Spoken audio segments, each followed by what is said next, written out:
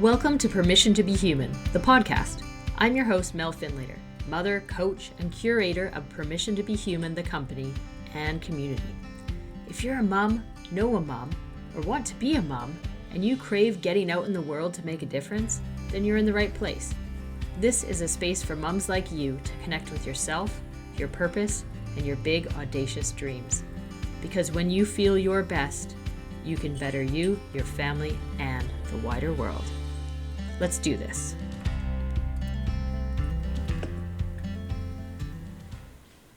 Hello, Anna. Thank you so much for joining us. Hi, Mel. Thank you so much for having me. I love that you're able to join me. Anna and I met a little while back now, maybe about a year actually, on Stu McLaren's membership experience. And I have loved what you are doing, Anna, since the moment you mentioned it. All about collaboration, and that just makes my heart smile. So, Thank you. We reached out and chatted to each other. Yeah. And I love everything that you're creating. So I think it just felt aligned, and I love it. I'm so grateful to be here. Amazing. Tell us a little bit about you in general.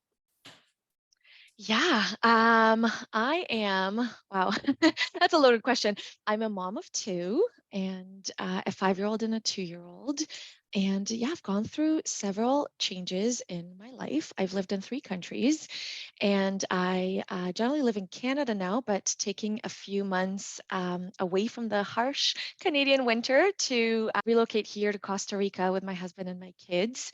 But I've spent about 13 years in the corporate world, where I've done pretty big variety of things, kind of starting from CPA, being a CPA in accounting, and quickly sort of realizing that that's not really where my true calling is, but that took me down a path of going into a whole bunch of different areas that were exciting and interesting, from strategy to digital and customer experience, product management in banks, in telecom companies. So I've kind of have built a pretty successful career for myself, but I've hit a point where I just felt a little bit, and kind of felt like there's more out there for me, and didn't feel quite as fulfilled as I wanted to in my corporate life. Felt like my impact was narrow and my path was very much defined for me to some degree in this sort of on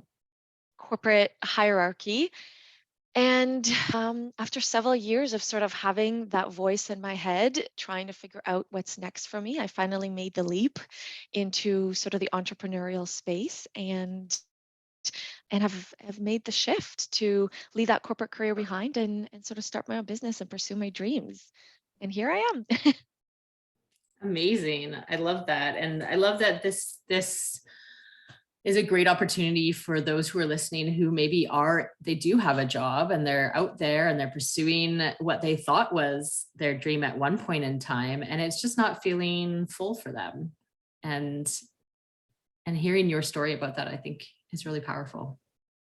For sure. Yeah. And that's kind of how it was for me. And it's definitely a scary thought, especially when you feel like you've invested so much time and so much energy and effort into building yourself up in your career. And it's scary to let that go, especially when you've built a certain, almost like nest egg for yourself, a guaranteed salary, a brand for yourself in your sort of corporate world. It's scary to walk away from that, for sure. But I think at the same time, you have to sort of honor that feeling and that part of yourself that is telling you that there is more out there for you, and that there's more you want to do, and you want to feel more fulfilled, and there's a bigger impact that you wish to make. And I think that you have to try to give yourself some time and space to explore that. And it doesn't have to happen overnight. Like I said, it probably took me about 4 years, 4 or 5 years to really fully make that leap. And often I was kind of working on things in parallel and was exploring with different ideas. It didn't happen as like I just woke up one day and quit my job, you know. So it takes time, but I think you have to listen to that inner voice within you, for sure. Yeah, for sure. And I think that's really important, and that everybody will take a different amount of time in that, but pointing out that, it took you 4 years of like contemplating this kind of thing. And I'm curious how and if motherhood came into play there. So we did actually, for sure did. The timing of it was kind of interesting, I guess. But when I was coming back from maternity leave with my first baby, and I had the most amazing maternity leave experience, and in Canada, very, very grateful. We get a lot of time, a lot more than in other countries. My first maternity leave was 12 months. I really I got to enjoy so much beautiful time with my baby, and we traveled the world, and I was social with all these friends, and doing all these mommy baby fitness stuff, and it was the best. But I was excited to come back. I was excited to come back to working with people, to kind of being in my element. I'm a bit of like a type A personality and overachiever, and so I like being in that element too. And I was ready to come back. And I decided that to kind of help me get into that mindset, I was going to maybe start listening to some inspiring podcasts. I've never really been so much into like the self-development space before. It was just not really something that was in my stream of consciousness. And I asked a couple friends for some recommendation for a podcast. I started like with Robin Sharma. That was what they recommended. And I feel like that was a bit of a turning point for me, because I felt like my whole world opened up when I started becoming more aware of all this self-development sort of world out there. Um, and I can't say at that point that I necessarily had this desire to like start my own business. Not at all. I was doing it from the perspective of actually coming back into my corporate role, just feeling a little bit more excited and on top of my game. But it really just slowly but surely opened up a whole new world for me of this mindset of A, how much your mindset is important, B, really tapping into your gifts, your desire to add value, your ambitions, your dreams, giving yourself permission to pursue those, asking yourself the difficult questions of, am I actually happy here? Do I feel fulfilled here? Is there more out there for me? And I think it was at an interesting stage in with motherhood too, because I mean, although it started the timing wise of me coming back from maternity leave, but I think as a mother, you often question yourself, like, what is your role as a parent, and how do you best guide your children in this life? It's also very difficult questions, right? And of course, as a mom, you want the best for your children. And I sort of realized that I want my kids to feel like they can do whatever it is that they want to do, that they have the courage and strength to follow their dreams, their aspirations. I wouldn't want them to be limited by anything and to have fears and doubts around it. And as much as I'd want them to pursue all of these things, it's like I have to lead by example by doing it myself, right? It doesn't make sense for me to wish that for them and yet quiet my own voices down and play small myself and hold myself back and let my own fears get in the way.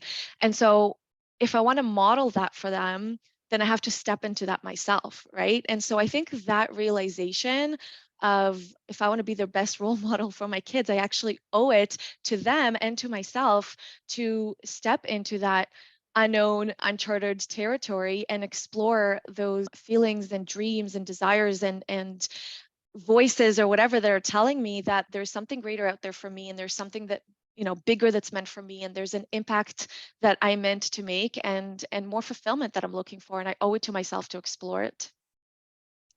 That's so Yeah. beautiful. So Thank you. beautiful.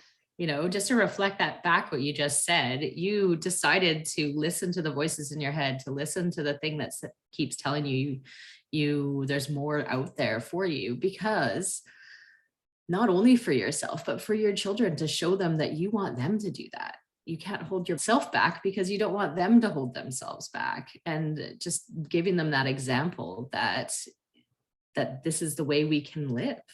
It's just so Yeah, beautiful.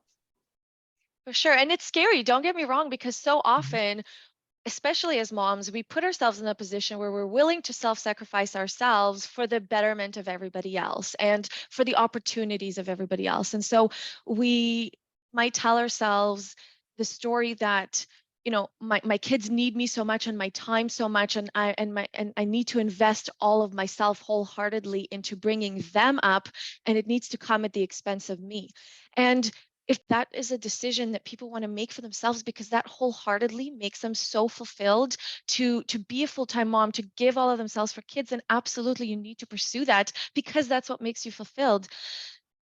And I think if there's a part of you that also wants to do something for yourself and for others, and pursue other dreams and aspirations outside of just your kids, I think you owe it to yourself to honor that part too. And that is the scariest part, because the reality is it sometimes can come at the expense of, life and kids and things like that. It becomes um, more complicated to integrate all of these things together.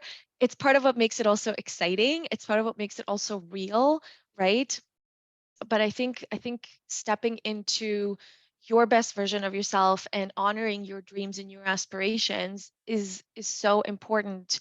And I think it doesn't mean it's going to come at the expense of other things. It just means that you are living a very well-rounded, fulfilled life where you're honoring all of your desires and dreams, both motherhood and, being a business owner and making an impact, and adding value and being of service to others.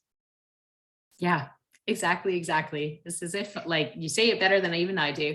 And I think what's in there, there's so many things in there to pull out. The part about self-sacrificing, and we are culturally ingrained to want to do that. As mothers, we will sacrifice ourselves. We will put ourselves on the track if we have to, like if the trains come in, right? Like we are Yes. designed to do that. And that is such a beautiful thing in so many ways. And at the same time, it's at the expense of everybody and ourselves included, because when we do that, we're not our best self, Yes, right? exactly. And Yeah, that comes across, like people are gonna, our kids pick up when we're at our best self, right? exactly. So I love how you explain that. And that also the thing in there around some moms are wholly and completely fulfilled by being mom, and A that is hundred so percent. beautiful, and I really admire that in Yes, the people that absolutely. that is the case. And I am, and have had stages where I felt that, actually. So I had 12, well, I was an entrepreneur already, but I had a very long time with my daughter when she was first born, my first one. And she could come to meetings with me in cafes, and it was such a beautiful space. And it was like this nice combination of feeling 100% fulfilled by motherhood and my own ambitions at the same time. And then there are times when that has not been the case, right? Where Yeah. I'm like, no, I need to do more than what I feel like I'm doing right now to feel fulfilled. And while there's lots of practices, many of which we'll be talking about on this podcast, of how we can enable ourselves to feel fulfilled within what we already have, it's also okay to honor that voice that says, I think there might be something more. Like, Yeah, for what could sure. that be? And I Yeah. love how you said it, that it can come in stages. Like that is the beautiful thing about it. And I think it really does boil down to honoring that part of yourself that feels fulfilled and happy right now. And we like life is ups and downs, and it's seasons and stages. And so there will be seasons perhaps where you're very much fulfilled, like, and even similarly, like my example of in corporate, there have been times where I've been very much fulfilled in my corporate career, where I felt like this is what is right for me, and this is my place, this is my jam, and I love working with all these people, and I see myself climbing up that corporate ladder. And then there was a season when I didn't, right? And then you make the change. And I think it's just about really tuning into where you feel happy and checking in with yourself, and honoring the part of yourself that wants to be at a certain place and wants to do certain things, because you feel like your best self there and you're most fulfilled. And and giving yourself permission to also acknowledge that it could change and seasons could change. And today maybe I'm all in on my business, and tomorrow maybe I want to step away from it and do something else and maybe spend more time with my kids, and vice versa. Today I'm more with my kids, and I'm wholeheartedly dedicated to that, and tomorrow I want to do more and I want to start that business. I think it's just about giving yourself permission and tuning in with yourself, and allowing yourself to take that risk, and encouraging yourself to take that leap wherever it leads you next. Yeah. Yeah. And I love that. I love that word seasons, the different seasons that we will go through, whether that be a day or a month or a year. They Yeah, shift so frequently. And that permission to be human, right? Name of the Exactly. podcast, permission to be I human. love And it. as a human, there are like a variety of things that we need, and connection is a huge part of that. Often moms feel very disconnected when it's only with their families, because we don't have the village that we used to have in raising our families, unless we're super intentional about it. So, that being one example where starting your own dream might actually start to achieve some of that connection. The other one is mattering and purpose. So mattering and purpose, if I feel fulfilled within my motherhood, it's because I feel like I matter within there. And some days I really do. I really do. I'm like, Yeah. this is amazing. Look at the difference I'm making in my kids' lives. And sometimes I really don't, because Yeah. it'll be one of those days where, I don't know if you've had it, Anna, but we're having dinner and I want to talk about something, and my 4-year-old will just talk right over me. And there's no like, and then There's you no feel very reciprocation. small. For sure. Yeah. Yeah, Yeah. for sure. Your kids Um, don't, especially at a young age, it can be a bit of a thankless job sometimes, right? Where you don't always feel as appreciated by the young ones. But of course, it's an investment too, right? Like you recognize, yeah. but yeah, it's I mean, motherhood is the toughest job, right? That I truly believe it is the toughest, most challenging, most testing and trying type of job, as much as it could be the most fulfilling and the most beautiful, right? So Yeah. it comes like anything, it comes with its sets of challenges and with its amazingness as well. Yeah. Yeah. Yeah. So I wonder if there's any challenges that you're willing to chat to us about. Like on your way, we will get to exactly what your big audacious dream is soon, because I really want to tell people about it, and it will lead to some great conversation too. But in the lead up to that, I'm curious, within what we've talked about already, what are the challenges that have come up for you in making this shift and deciding to listen to those voices? Honestly, I mean, a lot, right? Like the Mm. mindset, fears, all kinds of fears, fear of failure, fear of humiliation and rejection of what will other people think of me if I leave behind my successful career that I've built and start something from scratch, and what if that doesn't work out and I'm a complete failure, like all of these things, of course, naturally, as well as even the fear of the leap itself, of like, where do I start, where do I go? When I first had these feelings of I meant for more, I didn't have any specific idea. A lot of people first have an idea and then they start getting more confidence in that idea to go on their own. Some people don't, like me. I didn't have any specific path or direction or idea of what I actually wanted to do. I just felt like I needed to do something more that is on my own and have that level of autonomy and freedom to explore that. And it can be a very scary thing because, especially having come from the corporate world, you're used to a certain level of structure. You're used to, and also I'd say, I think as women and as moms, like you're used to sometimes being told what to do or having even not like just expectations that are placed on you that you should be doing this and you should be doing that. And so sometimes it is hard to almost step into this place of unknown where it's like it's a blank canvas. You could design your own business, your own way around it, your own hours, your own expectations, your own boundaries. And so sometimes it's a little bit scary to kind of step into that white space also, especially for someone who's used to having like things very planned out and structured. So definitely a lot of fears.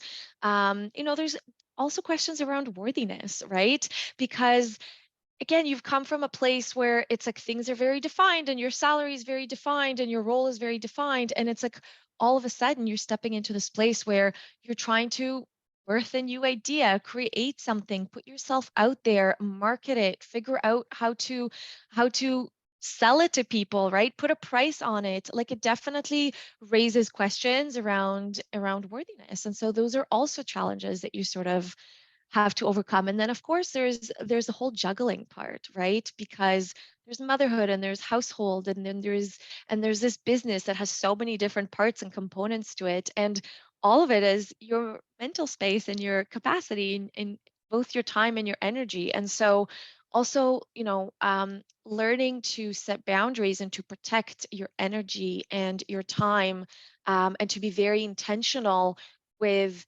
how you want to spend your time and how you want to spend that energy is also a big challenge. So definitely lots of challenges, but it's also what makes it like so exciting and so fun and so interesting that you get to try this out and you get to chart your own path and you get to define what that looks like for you. And you get to have that sense of freedom and flexibility to really build what it is that you want to build, but you have to be very intentional with it because it's not easy for sure. It's not easy. And there's setbacks, and you have to learn to also deal with setbacks. But I also think it builds resiliency as well. So it's an interesting, it's like a game, right? It's very layered. It's very, very layered, right?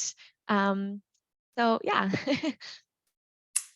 Yes, yes, and yes. All of those things I have felt and more.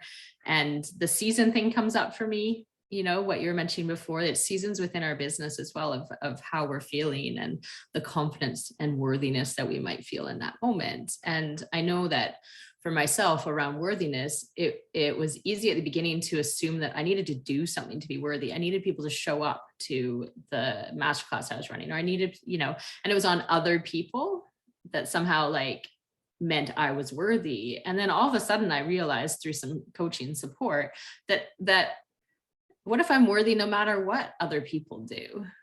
Right. And that is a whole nother mindset, and one that I have to remind myself of very frequently indeed. And thank you for bringing that up because that is actually a really, really big one. Again, like especially coming from a corporate world and also from my type of upbringing too, oftentimes, we define our worthiness by our achievements and by our accomplishments, right? Um, and it's tough to sometimes walk away from that mentality or try to separate your achievements and accomplishments, like you said. How many people showed up for this or how many people bought this, and you sometimes see it as a reflection of yourself and what you offer, and you can take rejection very personally, especially when it's like a service or something that you offer. And so it does require a certain building of that mindset and working on that mindset to see beyond that, to value your own worthiness and what you bring to the table, to feel connected with what you're doing, and just appreciate that sense of fulfillment that you're getting, but by taking this on and by putting yourself out there. And yeah, there's definitely a lot of mindset work, and I call it like flexing your muscle too, right? Like it's just a lot of milestones and things like that that we have to go through, and these things that we have to practice over and over and over again to remind ourselves, of all these different things, right? And to get past some of these blocks and fears and scarcity mentality and things like that. So for sure, a lot of these things come up, but it's also been a beautiful journey of becoming more aware of it, of learning to work through it, right? And of moving forward, like in spite of the fear and through the fear, feeling the fear and still moving through it. And I think that also helps build your level of confidence, your level of, excitement and fulfillment. And so it's just kind of keep going, right? Keep going with it. Definitely. And I think the more we move, the more we get that momentum, the more we step into that fear, it seems a little less scary. And then don't get me wrong, another fear will come up because you just stepped into a new unknown territory. But we've moved past the other one and it doesn't seem as big anymore. And I think I just want to put it out there for our listeners that you will feel unworthy at some point in time in your journey toward your big audacious dream, whether that be a business or whether that be some other type of dream. And because you're stepping out of your current life, you're stepping into something that is unknown to you, and your brain is going, whoa, right? It's unsafe. And it's our job to slowly convince our brain that, and our bodies, that this is pretty safe. We can do this. It's a little scary, but that's good. Right. Yeah, for sure. Yeah. And like you said, it's like that taking action is really what helps you get across and work through all of those fears, because we can hold ourselves back and let all these fears sink in and let perfectionist tendencies sink in, and then you hold yourself back from moving forward. But in my experience, every time that I found myself going through that hump or going through that fear is when I've actually just kind of forced myself to just do it, just take action, just move forward. And then you realize that you actually get so much more clarity and so much more momentum. And then, like you said, of course, the next fear pops up, but it's kind of just part of the process and part of the journey. Yes, for sure. So, in line with that, taking action before you felt ready, because I know that's how this all started for you. Tell me about Femunify and this big audacious dream that you have and are now pursuing. Yeah. So this was kind of happening as I was on maternity leave with baby number two this time, a few years later. And I think I've gone through several years of just kind of feeling this like nagging feeling of there's something else for me. I want to do something else, but I really didn't have any ideas and I really didn't know what to pursue, what to kind of put out there. And I had this like goal for myself that while I'm on maternity leave with my second baby, which I was going to do an extended maternity leave this time and take 18 months off because Canada is extra generous at that point and even allowed us up to 18 months. I said, I'm going to have a goal for myself to also pursue a certain dream and opportunity at that point.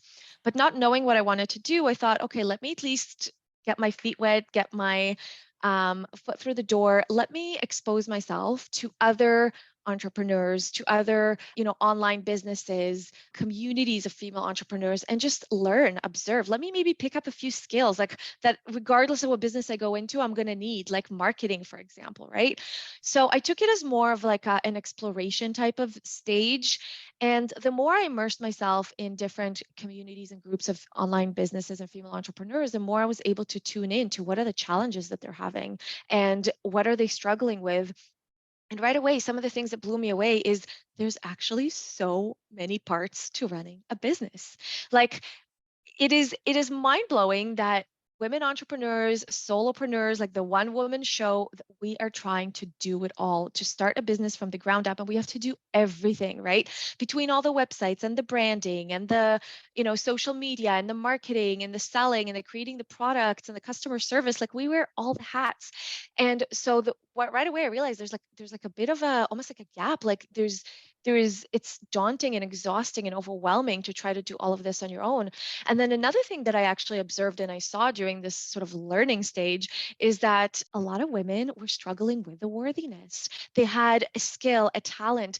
They might have even had years of experience before, like maybe they were a web designer working for a corporate company or an agency for so many years, but then it's time to start their own business. And it's like, it's as if they discount all of the experience that they've had before. And so they're scared to put themselves out there. And so I felt like there's also a need to like help women lift them up in showing them some of that worthiness and helping them to create a safe space to put themselves out there. And so some of these ideas kind of combined gave me this idea of creating this community for female entrepreneurs where they exchange their services and expertise with each other to help each other grow their businesses. And so it's an amazing opportunity to flex your own muscle, put yourself out there, showcase your own services, get feedback, and testimonials as you build your portfolio, but also help fill each other's gaps because we all have things that we are strong at and we all have things that we need help with. And so if we can come together as a community and support one another and help fill each other's gaps, everybody could win.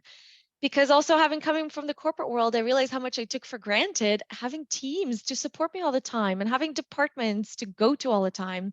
And you don't really have that when you're starting out as an entrepreneur. It can be a very lonely place and you find yourself having to figure everything out on your own, and it doesn't have to be that way. And that's kind of how the idea sort of came about. And honestly, I just told myself, I ran it by a few friends, and they said that sounds interesting. And I said, okay, well, the best way to start it is test it out.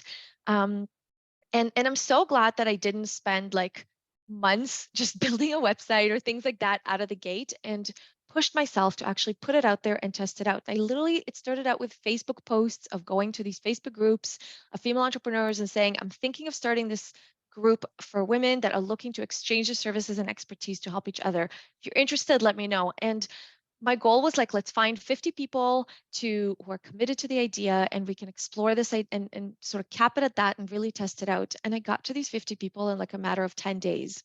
So I was really reassured to see that there was some interest in it as well. And yeah, and after doing a little bit of kind of market research and actually we turned into a quite long market research of several months of nurturing this community and co-creating this community together, I then finally pushed myself to turn it into an actual business and create a membership out of it. Amazing. Amazing. So many things amazing about that. One, you're like, I don't know exactly what this is going to be. I've got this idea. I've got this like mindset. We know the overall goal of where we want to get to. I have no idea if people want to do this. So I could spend a whole bunch of time filled building a website and doing all these things that so many of us are tempted to do because worthiness, right? Yeah. Because we're like, I need it to look pretty before I invite someone, or I can just go invite someone. I can just go find 50 people to do this. And the fact that you got to that in 10 day must be so validating. You're like, yes, okay, there must be something here, right? For sure. It was definitely like, okay, people are interested in the concept. That's a first good step. Now let's experiment a little bit further. Are people actually exchanging? Are they supporting one another? Is this truly happening? And are there opportunities here to benefit one another and to support one another? And don't get me wrong, there've been plenty of people that I ran this idea by, especially men, who have said, "What? Who's going to want to give their time?" Like, and I'm like, yeah, but you're seeing this wrong. It's not giving your time for free. Your time is very valuable, and you're getting, you're using it almost as a sense of currency to get support in other parts of your business that you might not be able to afford right now, or you might not even know exactly what you need. And so it's an exchange, right? It's an exchange of value, and it's also very validating to offer your services and see the impact that it has on other people and get that feedback from market research. It's so valuable, especially when you're starting out or especially when you have a new offer. And so if you can do that in a safe container, right?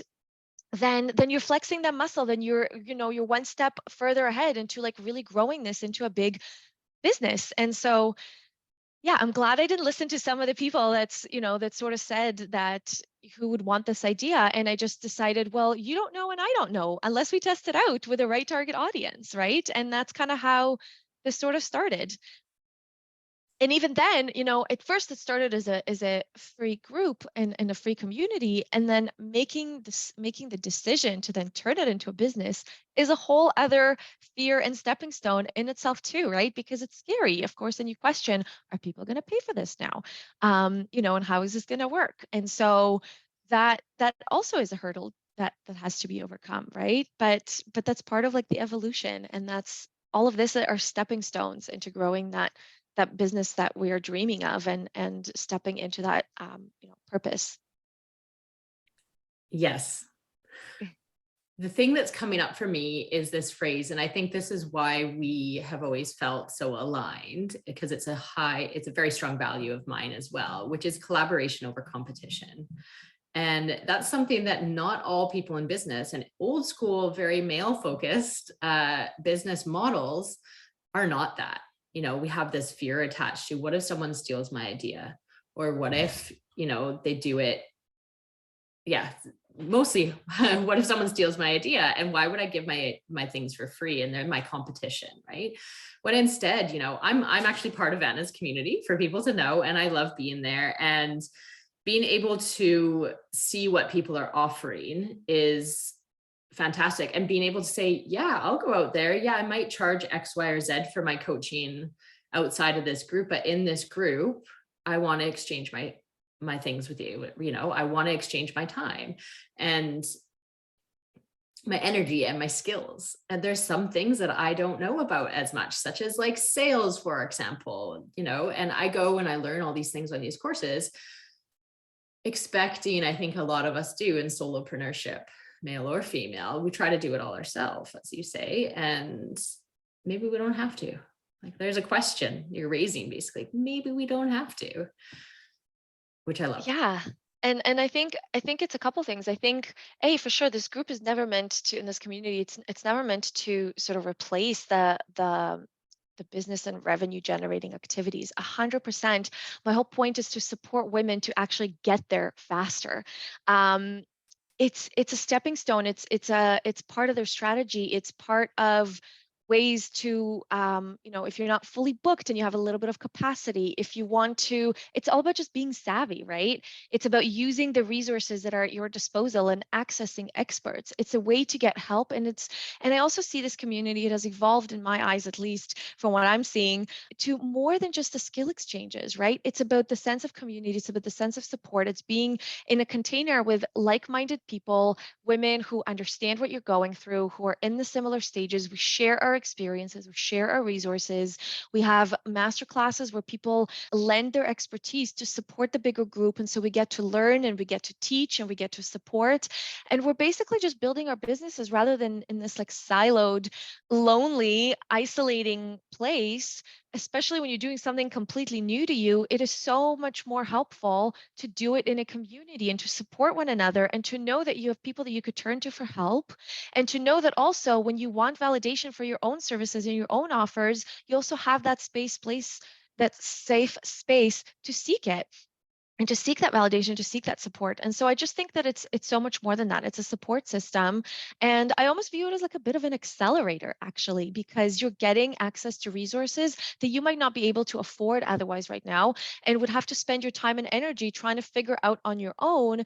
And that's not the best time or use of your time in your space, right? And so when we get to stay in that zone of genius and get help with other areas, I think that actually just helps us accelerate our business that much faster. It definitely does. It definitely does. Okay, so I'm going to start moving us towards finishing this off. I love everything about Femunify. Where can people find out about it?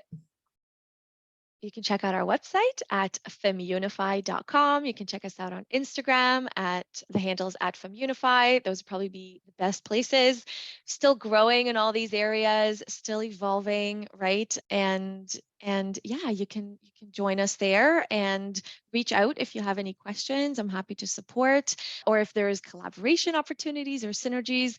Like you said, I'm all about collaboration over competition. We grow so much faster when we lock hands and collaborate and support one another. It is very difficult to do this completely on your own, and I wouldn't wish it on anybody. And I also think when we look at the most successful people and the most successful businesses, they have teams, they have powerful networks, and those are instrumental to getting them to that level of success. And I think the more that we set ourselves up by having that community, that network, that team of different shapes, sizes, and variations, it doesn't have to look like a fully employed team. It could look like extensions and help and skill exchanges and part-time assistance and things like that. The more we get that help, the more we surround ourselves as community and the network, the more we can just get to that place where our business is thriving, we're thriving, and we're making the impact that we want to make.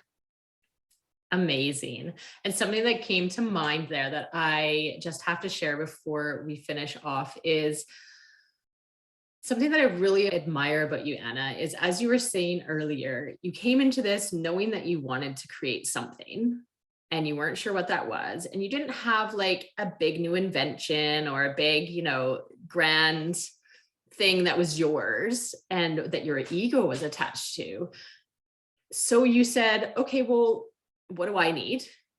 And what community do I need? And you went out and built what you need, right? And I think that's really incredible and really admirable. And for the listeners who are still thinking, or maybe thinking the same thing, like, I know I want to do something more, but I really just don't know what that is. Tapping into what do you need right now? And maybe other people need it too.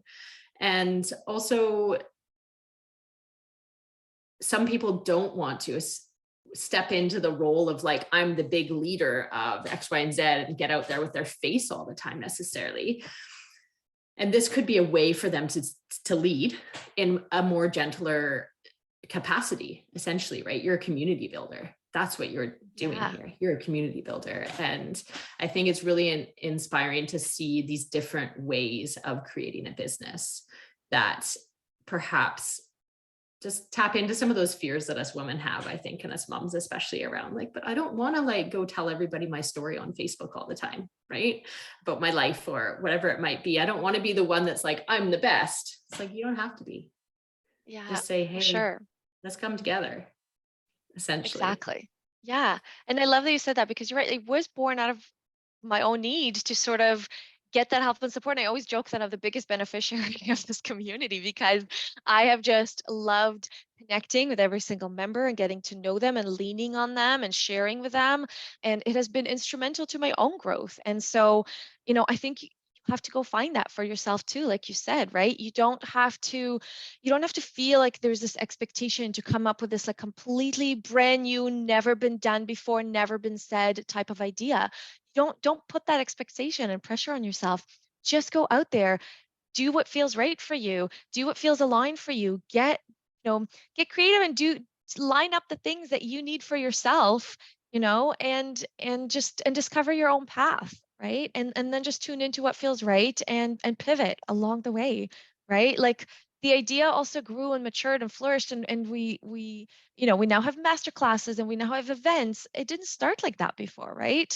So it's something we actually co-created it with the community, right? And now we're evolving. So just also don't expect to be like 10 years down the road, right? When you're just starting out, just accept that it's going to be a journey and take it step by step, building block by building block, and just pursue your dreams and follow your heart.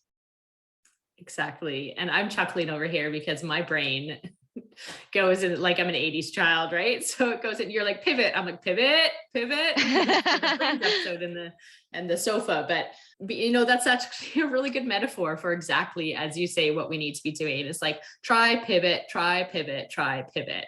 And it will be funny sometimes, and it'll be frustrating sometimes, and it'll get stuck in the corner sometimes, but eventually the sofa will get through. Right? Yeah. In one way or another. Yeah. Exactly. Hopefully we don't have to like cut it in half first, but maybe you do. Who knows? Yeah. Maybe then you create two different couches, Exactly. Amazing. I was going to ask you for any top tips, but that may well be it for anybody that's listening that may have a dream inside them that they already know what it is, or someone who is like you were and like, I know I want something more. It's there. I can't see it, but what is it? Yeah. The only thing I would just say is honor that voice inside and that fire inside. You wouldn't be having this idea or this thought unless it was meant for you to have and to explore. You wouldn't be listening right now to this podcast unless you had some sense of curiosity about what else is out there, right? So just honor that part of you that is in this space and in this journey, and trust also that the right thing will come to you at the right time, and trust the journey. Don't put pressure on yourself to know everything that you need to know, to have everything figured out, to have your idea fully fleshed out. It's okay not to know. It's okay to not have a sense of direction. Just trust yourself and take action to just take the next immediate step. You don't have to see the whole road ahead. Just take the next immediate step and know that the next step after that will reveal itself, and the next step after that will reveal itself. And yeah, just don't put all that same pressure. Tune into yourself, follow that dream, and trust yourself and take action. Amazing. What a perfect place to end. Thank you so much for joining us, Anna. Everybody go and check out Femunify. Join the community. Don't do this alone. Thank you so much, Mel. It's been such a pleasure. I have loved just chatting with you. And thank you so much also for sharing your message, for building this supportive, encouraging space for women with big, audacious dreams. Your work is so important, and I'm just so grateful to be a guest here.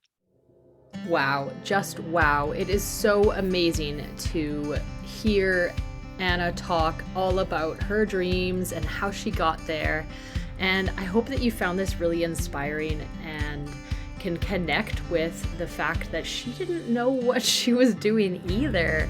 And each and every day she adapts and builds upon what came the day before. And I hope that you feel that that's something that you can do as well. Please do check out Anna over at Femunify, that's FEMUNIFY.com, and on the various social media platforms. It's a pretty amazing community that she's building, and I highly, highly recommend giving it a join. And as always, if you have enjoyed this podcast, send it to a friend, get them to listen to. We are a new podcast and we want to get out there far and wide, because these stories and this information that we're sharing here that is impacting you, we need that to impact as many people as possible. So share widely. Of course, come and check us out as well over at Permission to Be Human on Facebook and Instagram. And say hello. I want to hear what you think of these podcasts and how they're impacting you in your life. And even better, what else do you want to hear about? What questions do you have that would help you move forward with your big, audacious dreams? As always, you fully have permission to be human and permission to be you. See you soon.